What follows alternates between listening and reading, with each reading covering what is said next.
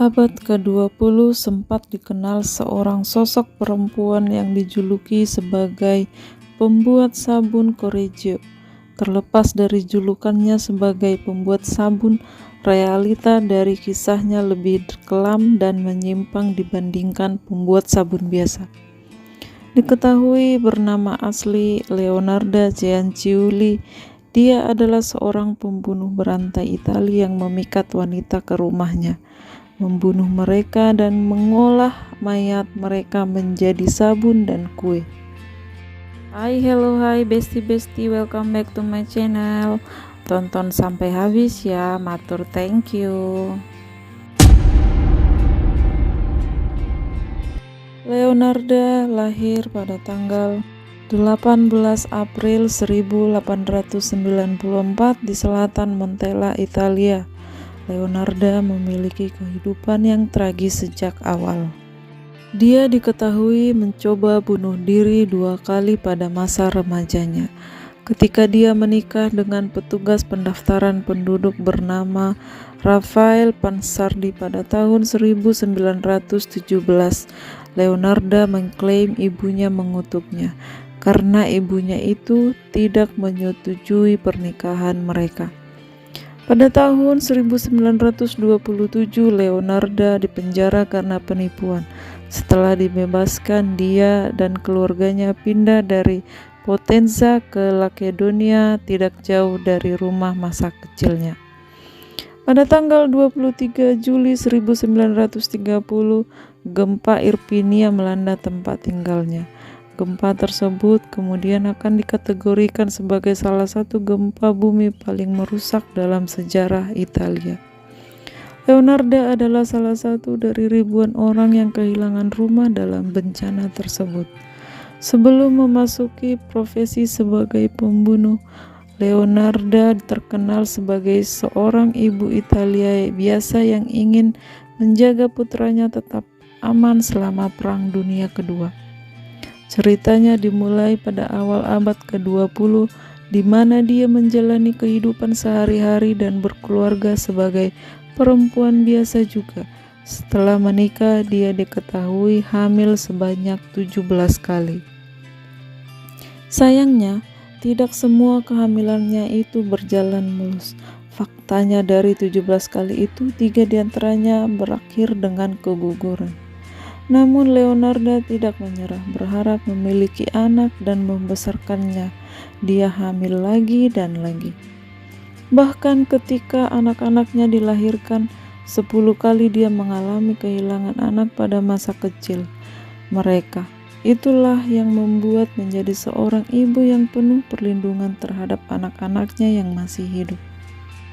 Pada tahun 1939, salah satu putra Leonarda, Giuseppe Pansardi, putra tertua dan anak kesayangannya, mengatakan bahwa ia akan mendaftar ke Angkatan Darat Italia. Seperti banyak orang Italia pada saat itu, dia ingin berkontribusi dalam upaya perang selama Perang Dunia Kedua. Di antara usaha bunuh diri, dugaan kutukan ibunya, dan serangkaian kegugurannya, Leonarda menyadari bahwa hidupnya terus terang membosankan. Entah apa yang mendorongnya, karena dia kemudian pada suatu hari memutuskan untuk menemui seorang peramal demi melihat masa depannya. Mungkin Leonarda berpikir bahwa sosok peramal yang menurut cerita adalah orang berkekuatan gaib dapat memberi satu nasihat yang bisa membimbingnya dalam menjalani hidup. Inilah yang dikatakan peramal itu kepada Leonarda. "Di tangan kananmu aku melihat penjara," kata peramal itu kepadanya. "Di tangan kirimu aku melihat kejahatan."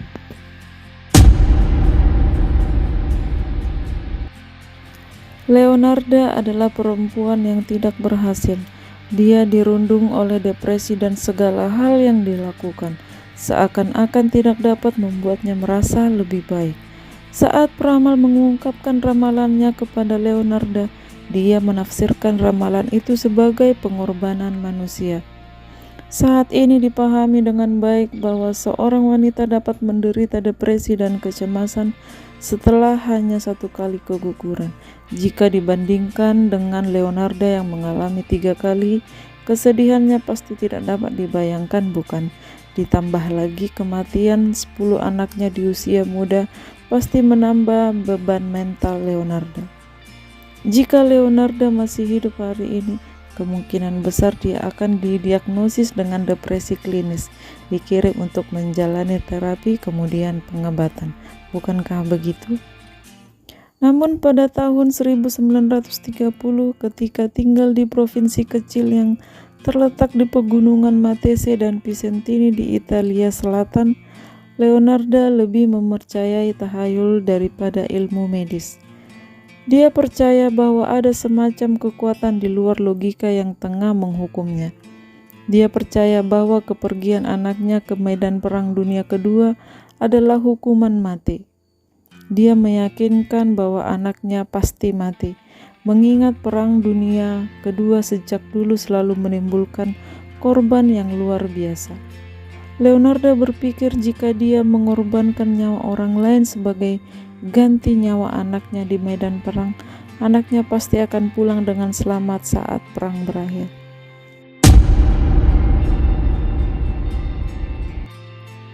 Orang yang ingin dibunuh oleh Leonarda sebagai ganti nyawa anaknya adalah seorang wanita tua setempat bernama Faustina Setti.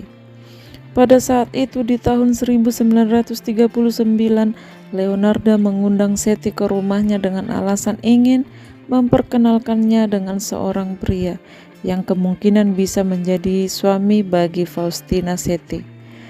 Ketika mereka berbincang-bincang di rumah Leonarda tentang sosok pria hayalan tersebut, Leonarda mengarahkan Setti untuk menulis surat kepada anggota keluarganya, mengatakan bahwa dia harus pergi untuk sementara waktu untuk mengunjungi calon suaminya di luar negeri. Setelah surat itu dikirim sebagai alasan menghilangnya Setti selama beberapa waktu ke depan, Leonarda langsung menghentikan Setti dan membunuhnya dengan kapak. Kemudian dia memotong Setti menjadi 9 bagian dan mengumpulkan darahnya dalam sebuah mangkuk besar. Dalam pernyataan resminya setelah ditangkap, dia menjelaskan tindakan selanjutnya. Aku menaruh potongan-potongan tubuh itu ke dalam panci, sebelum kemudian menambahkan 7 kg soda api yang telah aku beli untuk membuat sabun. Kemudian aku mengaduk campuran itu sampai potongan-potongan tubuh itu larut menjadi bubur kental dan gelap. Setelah selesai, aku menuangkan campuran itu ke dalam ember sebelum kemudian membuangnya ke tangki septic tank terdekat. Sementara itu, darah dalam mangkuk aku menunggu sampai mengental. Sebelum kemudian aku mengubahnya menjadi darah kering dengan memasukkannya ke dalam oven. Setelah selesai, bahan itu kemudian aku olah dengan cara ditumbuk dan dicampur dengan tepung, gula, coklat, susu, dan telur, serta sedikit margarin. Aku menguleni semua bahan dan darah itu menjadi kue. Aku membuat banyak kue yang garing dan kemudian menyajikan kepada para perempuan yang datang berkunjung ke rumahku. Aku juga memakannya sendiri dan menyuguhkan kue-kue itu kepada suamiku. Sungguh menjijikkan, aku mau muntah guys.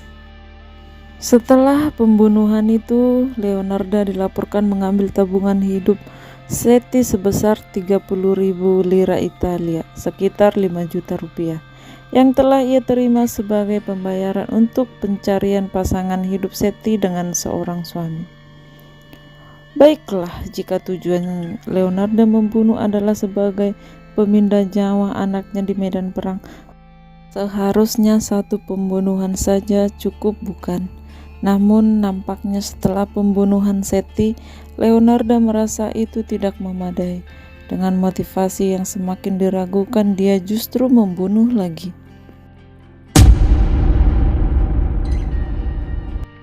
Pada tanggal 5 September 1940, Leonarda melaksanakan metode yang serupa kepada wanita lain.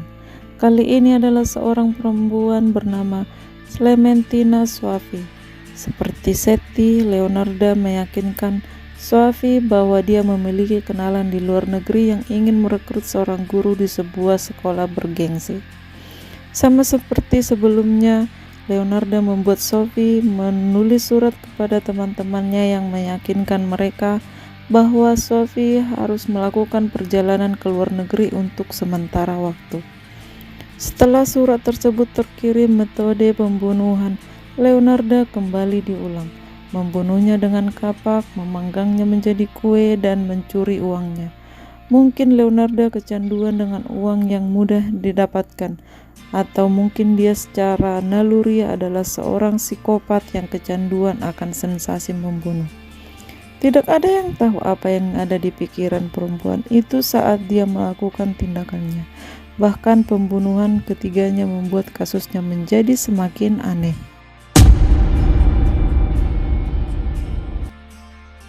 Virginia Cacioppo adalah penyanyi sopran terkenal yang pernah bernyanyi di gedung opera La Scala di Milan.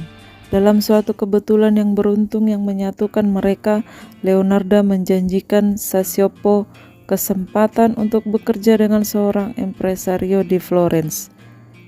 Impresario seperti ketua penyelenggara acara konser di opera. Ini memberi alasan bagi Cacioppo untuk mengunjungi rumah Leonardo pada tanggal 30 September 1940. Seperti dua korban sebelumnya, Leonardo membius Cacioppo dan membunuhnya dengan kapak. Namun kali ini Leonardo tidak hanya memanggang tubuhnya dan mengubahnya menjadi kue, kemudian memberikannya kepada tetangganya. Leonardo juga melebur dagingnya dan mengubahnya menjadi sabun. Leonardo mengatakan, dagingnya gemuk dan putih. Ketika dagingnya meleleh, saya kemudian menambahkan sebotol Calons, dan setelah direbus lama saya mengubahnya menjadi sabun. Itu adalah produk terbaik dalam sejarah. Saya kemudian membagikan sabun batangan itu kepada tetangga dan kenalan saya. Kue-kuenya terbuat dari Cacioppo juga enak. Itu adalah kejahatan yang sempurna. Dia berhasil menghindari kecurigaan dari siapapun setelah dua pembunuhan. Karena tidak ada bukti, dia pasti akan lolos dari pembunuhan ketiganya. Namun sayangnya, apakah yang terjadi?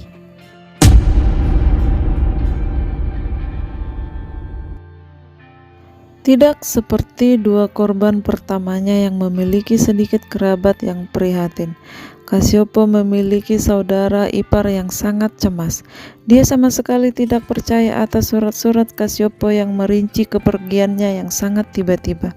Setelah mencari tahu di sana-sini, dia akhirnya mendapat petunjuk bahwa ada orang yang melihat Cacioppo pergi ke rumah Leonardo 1 hari sebelum dia menghilang. Akhirnya dengan sedikit informasi yang dia dapatkan, dia melaporkan hilangnya Cacioppo ke polisi yang dengan cepat. Dengan cepat polisi menyelidiki Leonardo.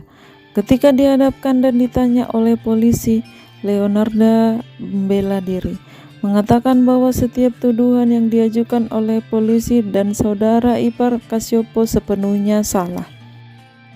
Leonardo cukup teguh menyatakan bahwa dia tidak bersalah.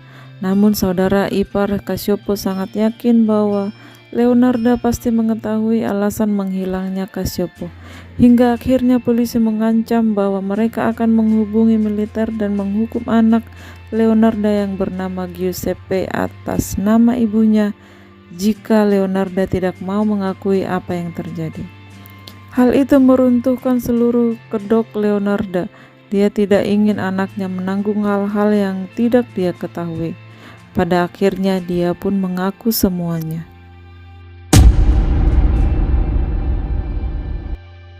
Pengadilan Leonardo hanya berlangsung beberapa hari. Dia dinyatakan bersalah atas tindak kejahatannya dan diberi hukuman 33 tahun penjara.